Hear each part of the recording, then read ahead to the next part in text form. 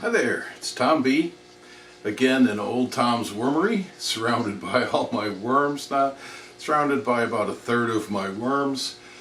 These worms are all in bins, as you see behind me, either with a mesh lid or clamshell, all to protect them from the rat that I just cannot get rid of.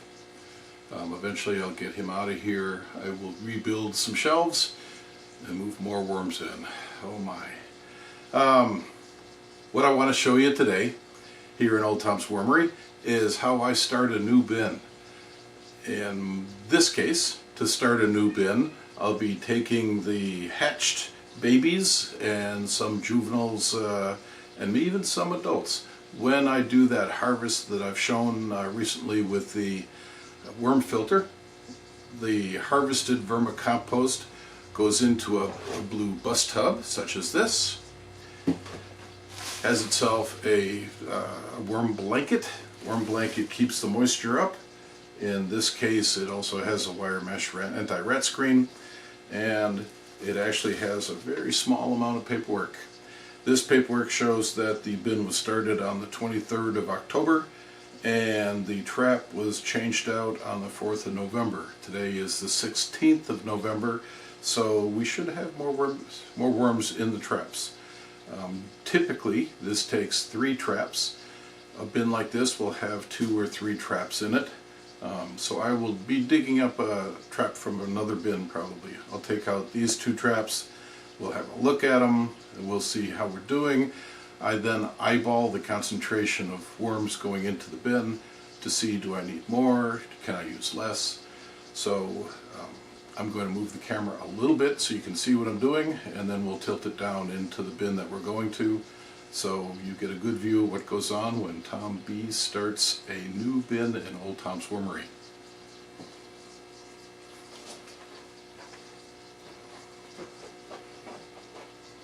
Tilting the camera down a little bit.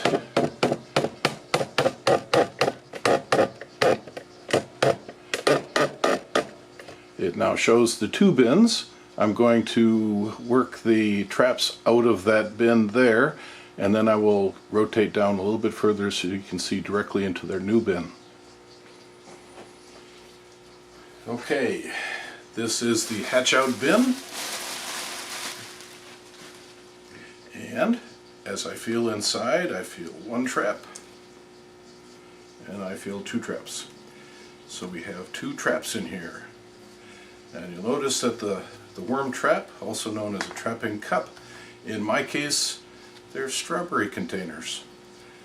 These are what you use to buy strawberries, for instance from the Costco, when they sell you those giant strawberries. They're so delicious. When we finish the strawberries, rather than throwing out the plastic directly, we recycle the plastic. And looking at them and the worms, the little baby worms that are on the bottom of the trap, I can tell that we're going to get a pretty good harvest. So let me set these into their new tray. And then I will, you see, there are still some adults in here. And so I will move the camera one more time so it looks directly down into that bin, and let's get a good look at what we're doing.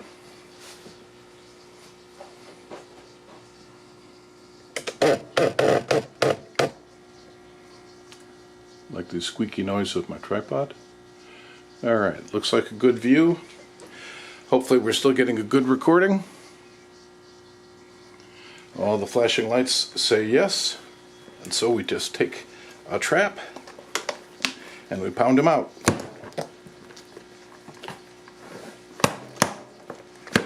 A lot of the worms like to stay in the little nooks and crannies. If I'm going to use the trap right away, I don't worry about the nooks and crannies, they'll be in the next harvest. But sometimes these traps sit for weeks and weeks and they dry out, and I do hate to dry out the little worms. So let's take a look into the trap itself. There we go. So you see the babies in there. There's a fair amount of babies.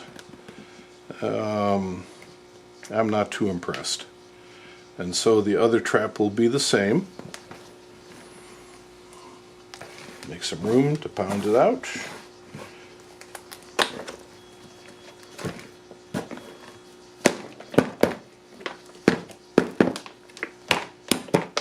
probably do some interesting work figuring out a rinsing system, but it would have to be a rinsing and filtering system because that would put way too much water into the next bin.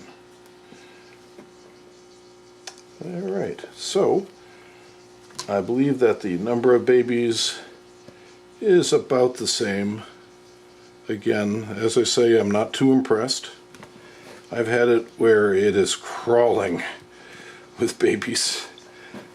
These traps are kind of fun to play with because of the babies that are in them. Hopefully you can see all those little wisps in there. So let me reach into the other bin. I'll show you the paperwork that goes with that, and we'll see what kind of worms we get out of that bin and those traps.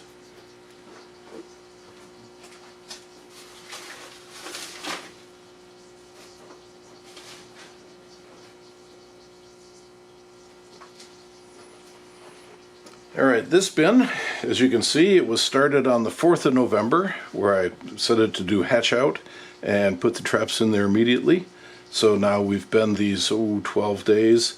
Let's see what kind of harvest we got in our traps.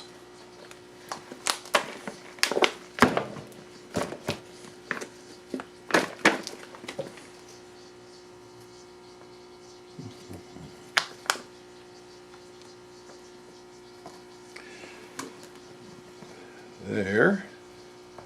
So what you see are adults, right? And juveniles.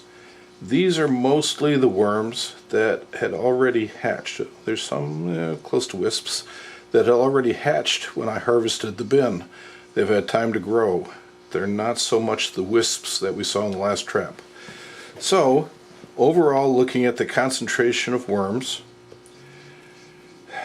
boy, it's right on the edge. I could get away with doing just this many worms into this tray, knowing that they'll grow to size. When I go to harvest, it will be probably a pound or just short of a pound when I go to do the harvest. What I do also is I put in a 4th trap worth of worms, and then I know it's going to be overpopulated, and I will real often then split the bin depending on how many trays I've got available, how much compost I've got available, how far along they are in the time frame. I mean, if they're mostly grown up and adults but crowded, I real often will just harvest them and sell the worms. Today I am going to take the risk of leaving it short, and so today I'm going to say that this many worms will probably be an okay population for this bin. Boy, I am conflicted. But this is the art of worm bin. Again, a professional organization, they would have counted, the Arizona Worm Farm, what an organization. They do worm counts, they have standardized measure of what goes into the bin, what comes out of the bin. They predict ahead by weeks and weeks and weeks how many worms they'll need, how many worms to set. I'll get there eventually. But right now, this is still the art of worm composting. So now, as I look in the mixed version, it's going to be really close to good. I'm a little happier now that I've mixed them up. I think this concentration of worms will do fine. And so, we put the bin together, make sure that the bed is tidy. If I leave the edges out, the edges tend to dry out. I then have to spray them as I do their feeding. These little babies in these trays, they tend to eat worm chow. I make a worm chow made of spent grains, coffee, some chicken feed that I grind to a powder, and some oyster shell. And the chicken feed has all the extra nutrients and some calcium that goes with the oyster shell. If I'm feeling generous, sometimes I'll throw in some azomite. I don't typically need to add more azomite because when I make this compost, it gets azomite in the compost tumbler. So we've got the bed spread out. Let's get a blanket onto it.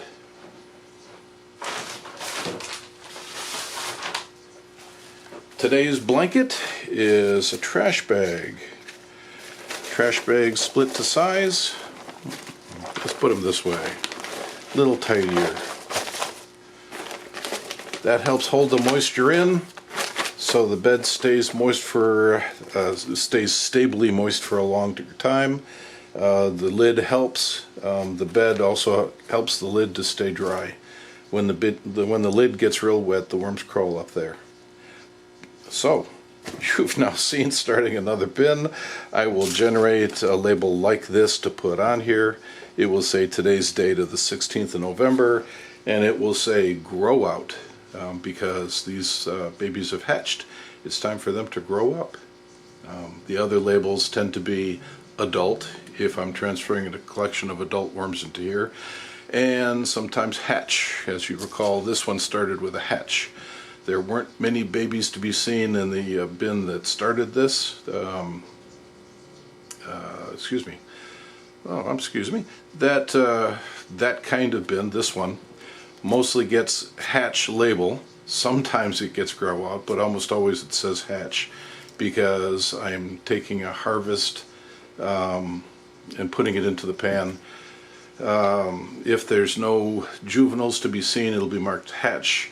If there's juveniles and already hatched babies to be seen, it will be marked grow out. And this kind of bin is never marked adult. This kind of bin would be. So you can see I try to do some paperwork. Let me encourage you to do the best paperwork you can. It really helps.